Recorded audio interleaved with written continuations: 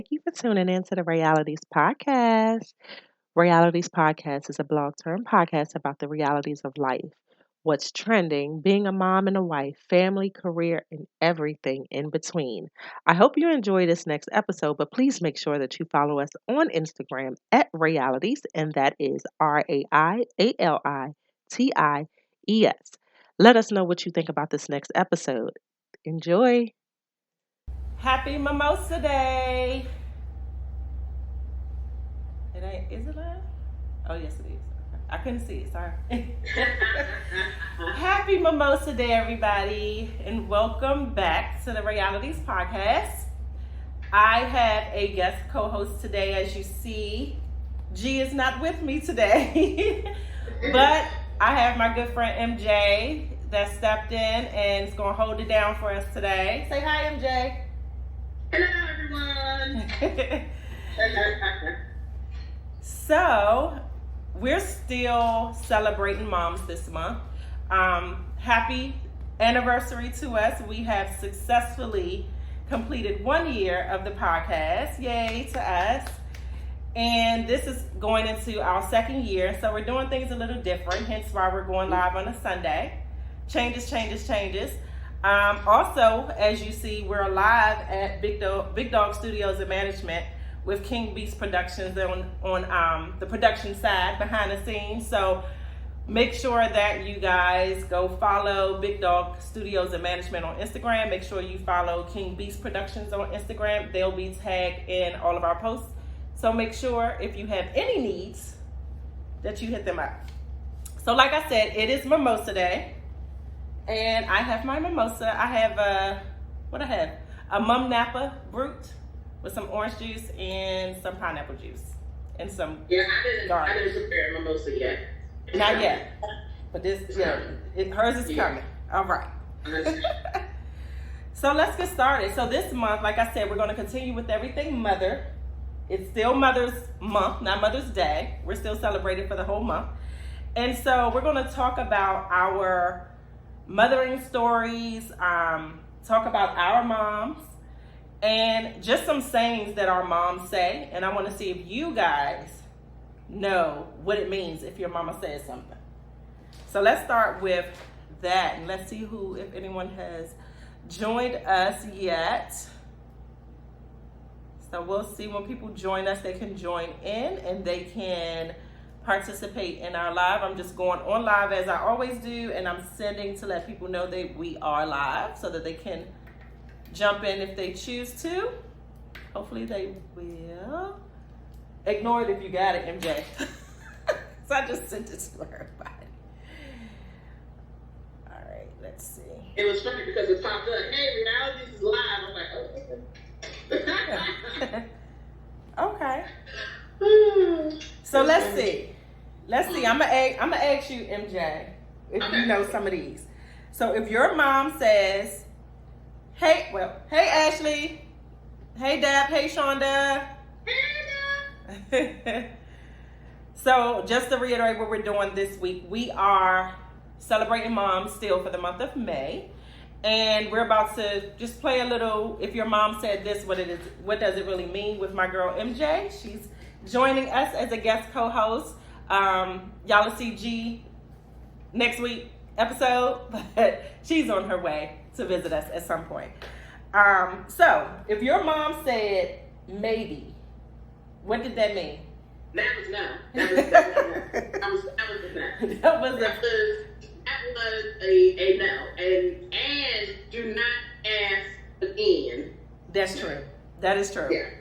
Yeah, that was not even a hard sell. That was that's just don't ask. Yeah. So, what about we'll see? If your mom a no, but that was a soft no. So you gotta work that one in, because that could be a soft no. Meaning whatever mood your mama in at time, and she said, well, let me think about it, or that's a soft no. It's still on the no side, but that's a soft no. So if you go back, you gotta check that energy. You gotta check that, where mama is at time. Because sometimes if you go ahead and ask, she will flip off to the hard no. with some follow up. With the curse you don't words. want that follow up. With the curse words. With the curse words. I'll just say, with the curse words. Especially, once you pass that middle school age, you get cussed. Right. So we have little ones. Oh, I'm sorry if I moved. We have little ones. So do you play the quiet game? Do you say let's play the quiet game? I try to do the quiet game because he's an only child, so he naturally does the quiet game by himself. Okay. I do find out though that if something is grabbing my attention, ain't no quiet game. He's gonna try to go from 0 to 100. Yes, and pull me into his stuff because whatever's going on over here, he's like, how come I'm not participating in this stuff over here? Yes. So, and I'm still in the process of keeping him grown folks over here, kids over there. Sometimes in another room, sometimes in another level. Mm-hmm. Well, I have 2 little ones. Everybody already knows that. Y'all know my little bad little things. We play the quiet game, but it's always a real game. So let's see who could be quiet the longest, and you'll get a treat. You'll get a snack. You'll get something. Because I just need them to be quiet for a second, and they'll play it. So it works sometimes, not all the time. Okay. Hey, Shanice, how are you? I'm just looking to see who else has joined us. Okay. So I have a few more, and then we can get into our mothering stories. Okay. What about one day you'll thank me? I don't know if my mom said that. She said a variation of that. One day you're going to thank me that I told you not to hang out with this person. Or one day you're going to thank me that I have you here studying instead of going to some party. Okay. Some variation of that. Yeah, Rhonda. I don't think Rhonda didn't. I don't think Rhonda said nothing like that. But nothing like that? No, she did say, "Do you have McDonald's money though?" It was too many of us. KFC, whatever kind of fast food that you wanted at that time, she would always ask. You got some money? You got that money? She wasn't stopping. That was her thing. She was not stopping. Exactly. Or then she would just push me off on my father if she said she's hungry. One thing that I find as a mom these days that I say a lot is go ask your dad. Because I don't want to be, I'm the bad parent. I'm the one, I'm the disciplinarian, all of that stuff. And he's not. So when I want him to be the bad cop, then I'm like, just go ask your dad. Never works because he always gives them what they want. It could be 10 o'clock at night and they're in there eating popsicles. But but he's always the good parent, and I try to make him a little harder with 2 girls, but it doesn't work. So yeah, well, my dad was just like your husband. Okay. He would always let me get away with stuff. My mom was the bad guy. She was the disciplinarian. She was the everything. She was the teacher, disciplinarian, everything. Okay. Right now, as a single mom, I'm everything. Okay. I'm in constant bad cop mode, though, unfortunately. I feel like I'm in constant bad cop. Sometimes I work on, but... Okay. Yeah. So let's talk about our mothering stories, because I'm pretty sure we have some very interesting stories. I think everybody already knows my story because I am very open with my mothering story, and just becoming a mom and things like that. So pretty much if anybody that's on here, if they know me personally, they kind of know my story already. But I'll let you start, MJ, with, just becoming a mom, how it's been as a mom thus far, being that single parent, all of that. So I'll let you start, because mine will be forever. So my mothering story was a little hard. I'm being like a late mother. I'm a mother that became a first-time mother in her late 30s because of circumstances and stuff and career.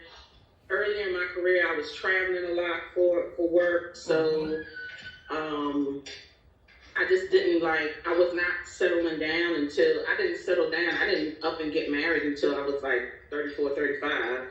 and then getting pregnant was hard.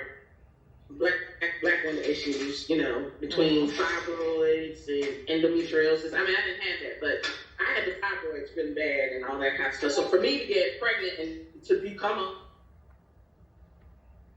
wait a minute, she froze. a mother was,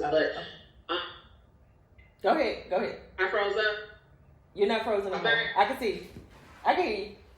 Okay, so becoming a mother was hard for me. So when I finally became a mother, when I had my son, I was elated. I was joyful, because one, I was able to have a child and produce a child.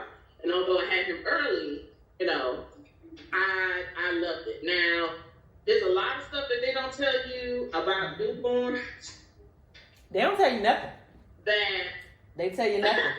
If I could write a book, it probably would never have an ending. And the strange part is my mother, this is like her field. Yeah. This is like her field. She's like, she could be a doula. I could ship her off to be a doula with babies and stuff. And she still didn't, I think she still didn't help out as much as I wanted her to with Kirel between the nighttime feedings and all that kind of stuff. And I had my husband at the time, so we were both just like struggling. And we just didn't, Wait. Where? Go ahead. I can hear you now. You was okay. So there comes a certain point that you got to put certain stuff that you used to do to the side, way to the side, for parenting and just dealing with kids, dealing with babies in general. That that you just had to deal with, and I just feel as the Black community, we just never sat down to talk about that type of stuff. Yeah. But I love being a mother. I love my son to death. There is no replacement. Yes, he gets on my nerves, but that's what kids do. I got on my parents' nerves. So yep. And they told me, get on my nerves. You need to go sit down somewhere. Go pick up a book. That was my dad's thing. Go pick up a book.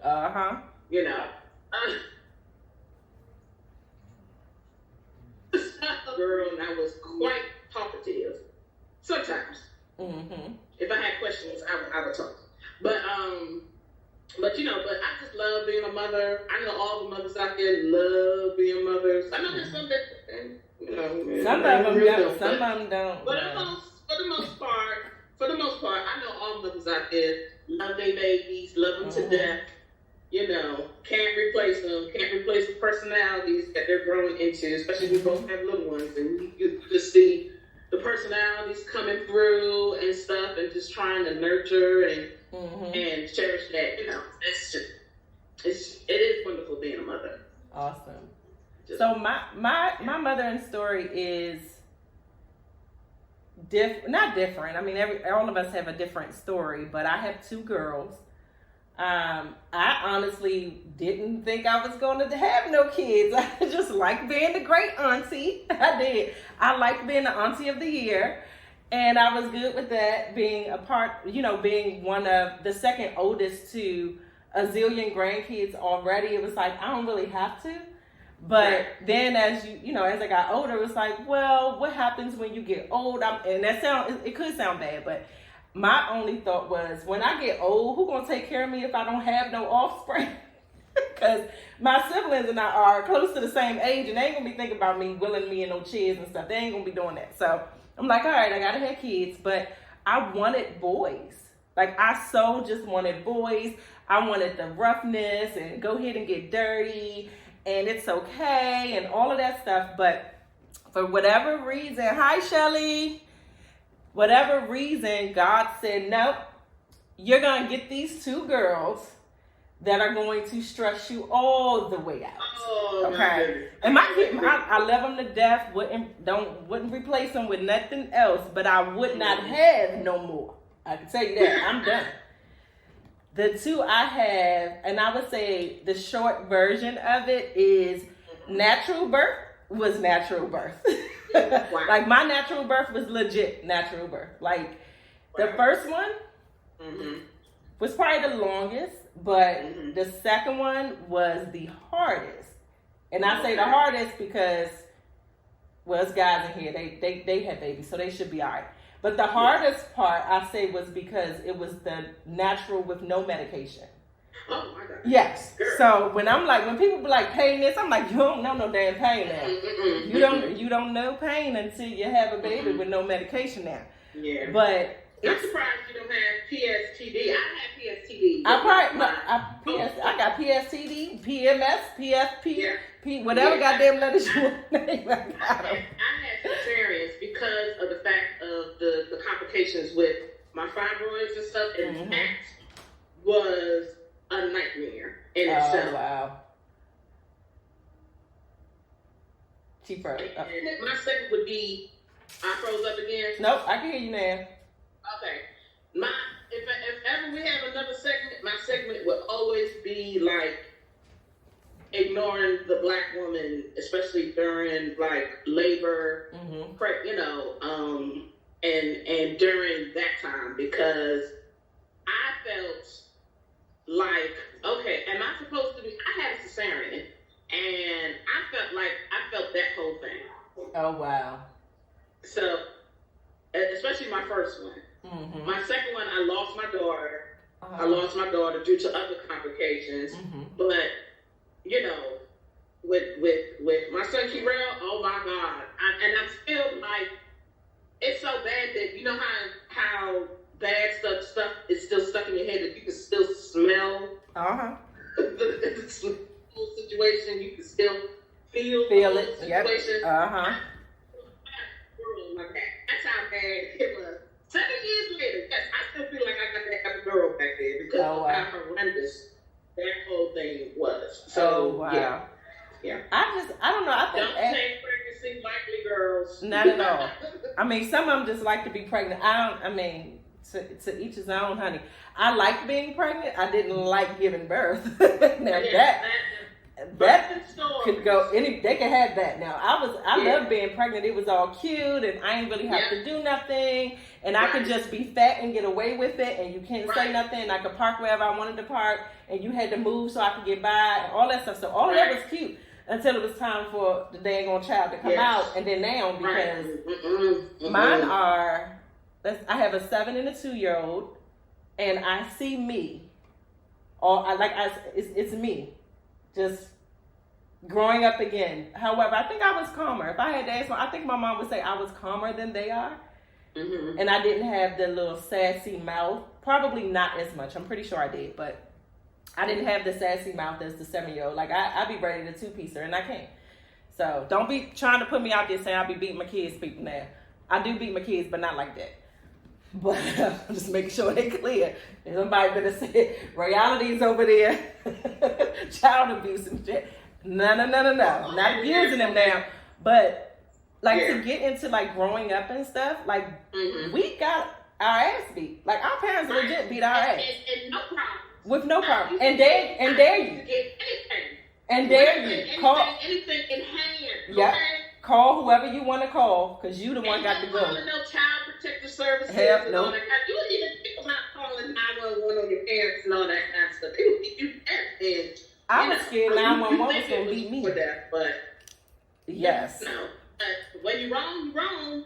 And if they told you several times not to do something, or you just was off kilter, as people get, as you try to test. You test the waters, But, sometimes some kids don't know how to pull that testing back. Sometimes you got to pull that back. Those ain't our kids. Those are other people's kids. Mine don't know how do to it that way at all. Those not our kids. So I had a natural gift before reading the room. I would walk into the room okay, let me get out of here. This is real. Mm-hmm. So how was it growing up? Of course, now that you're a mom, are there things that you took from your mom or your dad and now you're using it with your son? Do you have things like that? So my parents, because of their scheduling, they're both in the medical field. Mm-hmm. Oops, sorry. They're both in the medical field, and their scheduling was real helter skelter a little bit. So scheduling was their thing. They had me like super scheduled. You know, I don't know if you would deem that to be a good thing or a bad thing, but they had me super scheduled. Like I had to wake up by this time. I had to eat breakfast and stuff by this time. I had to get out the house by this time to get to school. Oh, wow. Luckily, my kindergarten to, I want to say, 6th grade at that time. Now it's 5th grade, but during my time, it was 6th grade. And my school was like right around the corner from the house. So I was able to walk to school with the other neighborhood kids and all that kind of stuff. So that was the good thing. But other than that, you know, it was scheduled. So I tend to do the same thing with my son, try to keep him scheduled. Make sure he's up by 8 o'clock. Make sure he gets breakfast by 8:30 and you know, and all that kind of stuff. Even during this land of COVID, you know, I still have to do that. But that's something that's now embedded in my personality about scheduling and making sure I have a list for this and that. I don't know who I got that from. I think it was more so my dad than my mom. With that, but that's one thing I know I carried over from them is the whole you need to be on a schedule. Right. You know, even like doctor visits and all that kind of stuff. You need to be on a schedule. You know. All that kind of stuff. I think with me, my mom because she's still here. My mom is a single parent because you never stop parenting, no matter how old we get. She's still parenting. She's still parenting. I call my mama for everything. The kids got a fever, Mom. She's like, you should know this by now. I call my mother for everything. So it is what it is. I don't even care, and I'm not even ashamed of it. I don't, because I know I would get an hour-long dissertation from my mother. I'm going to get it anyway, so it don't matter. About why this, and that. Yep. You know. But I would say, I think I took a lot from my grandmother than my mother. Because I see a lot of my ways as an adult is more of my grandmother, bad or good. Probably for my siblings, they like, oh, shit.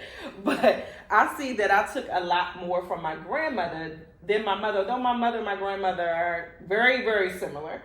But my mom was very much of a educator when it came to teaching us and, as she said, drilling stuff in our heads for us to remember. She drilled it to us. It was more like a, sergeant in the military. She drilled it and drilled it and drilled it until we got it. Till she felt we got it. And I find that I do that now also with the girls. If there's something they need to know as they grow up and stuff, I'm constantly reminding them and drilling it into their minds so they know this is what you do or this is what you don't do. So my mom was really, really big on that. My mom was the disciplinarian. Whatever she said is what she said. And she was that, mommy, don't kill me. She was that hood mother. Because she'll yoke you up in a minute. Rhonda would jack your ass up and be ready to fight you and beat your ass, and then she'll hug and kiss you after she did it, and make sure you eat. Well, at least you got a hug and kiss. My mom was stealth. I call her stealth because she would be quiet, and this is one thing I try not to do because I think it's just dangerous to be this way. That you would just be quiet and just wait. You just have and she would just wait for that moment, opportunity, and then pounce. And nope, then that ain't Rhonda. Yeah. Not Rhonda. Rhonda ain't waiting. She not waiting because she heated now, and my mom goes. She's never at zero because she's never calm. I'd rather just get it right then and there. That whole anticipation thing, man, that was a killer. That was a killer for me. If something happened at school, and I know I got to wait to get home to hear about whatever happened at school, and for my mother, that alone probably gave me heart palpitations and stuff just to see what she about to do. We didn't have those. We didn't have, to my knowledge, to what I can recall, we didn't have we did something in school because we all were pretty good in school because I think it's also because we just knew the type of mom we had. We didn't test her. I mean, we did, but we didn't. I tested her, I would say maybe 2 or 3 times. And out of those 2 or 3 times, I saw the stars, the moon, Jesus, I saw everybody in that one setting, because she knocked everything out of me temporarily. So I just knew it's no testing unless you just want to meet Jesus again for the second time. And I wasn't ready to meet Jesus yet. So I don't test her as an adult. Like, we'll have conversations, and I know what rubs her the wrong way. And if it's something that I'm like, well, no, like, this is, like, we could be talking about health or like COVID stuff, and she'll just get real irritated because as the children, we're telling her as the mom what's right and what's wrong, but it's like, hey, blame yourself, because this is how you taught us, so you gotta blame yourself. But so growing up, how many siblings did you have? Was it just you? It was just me and my sister. Okay. My sister was way older than me, so she's like my second mom for real. And she would say it too. She was like, yeah. And now as we got older and stuff, she kind of regrets that role. She feels like, but I don't think she could have helped it because of our age difference. It was just it was a 17-year difference. Mm-hmm. So, it just was like that. Right. I had a brother who passed away. Okay. He also had a 10-year difference from me. I'm the only. You could say I'm the youngest, but I'm also the only child because I'm the only child of my mom and my dad. My dad had my brother in a previous relationship. My mom had my sister in a previous relationship.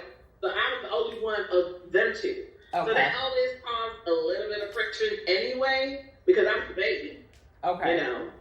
And because they were older. And having me, I guess that's why I never thought of it as having a problem with me having my son being older, because my mom did it. She had me when she was, I think, 37 or 38. Okay. I was truly the accident baby because she was like, what the hell? Oh yeah, it's no accidents. Let me tell you, I don't care what nobody say. Judge your mother, let it be an accident. I know where to go. Ain't no oops.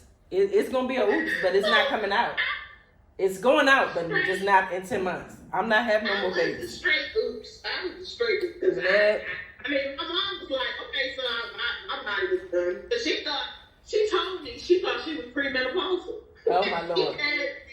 And I was like, no, bitch. Hey, Greg. Hey, I'm Rona. So we are next week when we get on, we'll have a doula that's gonna talk to us about some things. So that's gonna be pretty fun and interesting. She does a whole lot. Yeah, she does a whole lot too. So that it's gonna be extremely interesting. She one of them. Yeah, but and I would just add in like being a mom or being my mom's oldest. It's a lot of us. I mean, we have my mom had 4 of us, then my dad had 4 of us, and then we had, like, my siblings have different fathers. So in our family dynamics, it's not a step anything. So my brother's sister, that's like, oh no, that's your sister. So we don't look at it as, oh no, you're not family. Like, everybody is we're all siblings. And for some apparent reason, everybody else wants to be our sibling. I don't know why, because we crazy as hell. But we got some people that ain't even in the bloodline that's like, yeah, that's my sister, yeah, that's my brother. I don't know why, man, because we ain't got all our marbles, but clearly something good coming out of it. But, growing up also, I think I said this on Mother's Day, is that for us and our family dynamics, we have all of our... Can you hear me now? Okay. Yeah. Okay. Our family dynamics, our aunts and uncles served in that parental role also. So it was never, you're my aunt and, this is what it is. No, so if my Aunt Rona, my Aunt Robin, if they disciplined you, then that's what you get. And everybody disciplined differently, but growing up for us, we had that additional mothering and fathering from our aunts and uncles. So it definitely helped my mom as a single parent. And I'm pretty sure it helped my aunts and uncles that were single parenting as well at the same time. So I mean, we all grew up.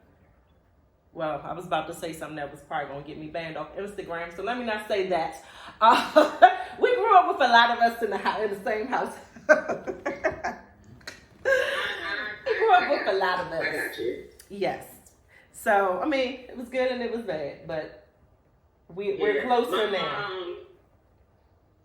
My mom, with her siblings and stuff, it's really funny because her and my dad's house was like the central house, like the house that everybody had to visit. I grew up in New York, Brooklyn, New York, and and they're from the West Indies, they're from Guyana, South America. So a lot of people that came, a lot of family members that came down there, especially on my mom's side, used to gravitate towards that house. That was the house. That was the house that you stayed in for like 2 weeks and stuff. And then you move on to like another relative or something like that, or if you move on to another area, or you try to find your own place. But my mom's house was always the house. Okay. That everybody used to come through. So like all my aunts, all my uncles, all my cousins, because I tell you now, I have a rack of first cousins. Oh yeah. I'm not even going to go to second cousins. Right. I got a rack. I got like over 50 first cousins. Oh yeah. My grandmother was very busy on my mother's side. Nah, Alice wasn't hitting it like that. I have an aunt and an uncle that both had 9 kids each. Nope. I don't know about that life. So asked my mom, I was like, it was her and my Uncle Leslie. I was like, y'all the only ones that have 2. Everybody else got like 4, 5, 6, 7, up to 9 kids, you know. And my mom was like, I ain't know them kids. Right. So just to be honest, but so I have for us to be a big family, we were extra close. Sometimes too close to me. I'm like, I'm not your own house. Right. With some of my cousins, but yeah, we were. Although we were huge, they were very, very tight. I mean, even till now. Yeah. That's how family is. They are very tight knit. They are very tight knit. Now, like my mom and my uncle, they like fell off, but like my cousins and my sisters, that age group, the 50, 60 clan, they kind of took over. Okay. You know, it's the natural progression. Yeah. You know. So they're real close and tight knit. I mean, they treat each other like sisters more so than cousins. To me, I feel like y'all are sisters. Y'all are sisters and brothers more so than cousins. That's how we are. We have my mom's first cousins, whom we look at as our aunts because they're our mom and dad's age. Yeah. So it's that's my cousin. Like, no, they're aunt so-and-so, but trying to explain the family dynamics, people are like, what? Right. It's like, don't worry about it. Yeah, that's your auntie. Exactly. Auntie. Right. That's not your cousin. Because it's a different it's a different respect level that you have versus it just being cousin so-and-so. It's like, that ain't your homie because they ain't in your age group. That's your auntie. But that's your aunt. That's your auntie. So if you could say anything, and we got 5 more minutes, but if you could say anything to your mom, and like I said, we're still celebrating moms. It's our continued Mother's Day month, if we want to call it that. What would you say to your mom if she was on our live? We know she's not, but if she might be. I got she's not. She'd be like, what you doing? So, no, basically I would tell her I love her to death. I know that I don't want to brag or anything, but I know that she was the best. And I know that I gave her a little bit of hell. Not a whole lot. I wasn't that dramaful, but, I know I gave her a little something. Yeah, I tested the waters a little bit with her and everything, but she knows that I love her to death. That's my little Mom Dukes. She was a little frightening though, when you're mad, but that's okay. That's all right. That's that short people syndrome. So I'm just gonna keep it in that corner, that short people syndrome. You have to go extra when you're short. But other than that, she know I love her. She know I love her to death and stuff. Awesome. She's still scary a little bit, but I still love her. Awesome. So I will add, as far to my mom, I would just say, and I tell my mom, no, I'm the Hallmark card, as they say, like my little messages and stuff. I'm like, I don't be trying to make y'all cry or nothing, but my mom, that's why I stopped giving her cards, because she'd be like, I always make her cry. So, but to my mommy, because I still say mommy at my age, and no, I'm not 40, so don't come for me, people, but I still say mommy. But to my mom, just thank you for just being you. Thank you for, how you brought us up, the things you've taught us, the things you've instilled in us, although we had to be drilled. Very grateful for the mom that I have. And I would say that I know everybody feels like their mom is the best mom, but my mom is the best mom. And there's nothing or nobody that can compare to my mom. And so I'm just thankful and grateful for her and everything she's done, as well as my aunties, because they've been, an important piece to my upbringing. So I'm very grateful to all 10,000 of my aunties. I shall not dare try to name them, but I'm so thankful. And so as we wrap up, I definitely, hi girl. He can't, oh yes he can. Definitely want to say thank you to MJ for being a guest co-host to us this week. Thank you so much. Yes, thank you so much. No problem. Like we said at the beginning, it is Mimosa Day. I'm gonna say Mimosa instead of Mimosa, but it's Mimosa Day. I'll be finished this in a little bit, but said in the beginning that we are live at Big Dog Studios and Management with King Beast Productions behind the scenes. So please make sure that you follow them on Instagram. Also, next week we will continue with our Mom's Rock segment. Guess I can call it that. Gave it a name just now. Where we will. In the chat that you always make them cry. That's my auntie. Auntie. But next week we will be talking to one of my sorority sisters who's a doula. But she does a whole lot in addition to being a doula. So that should be interesting. It should be fun. It should be very educational.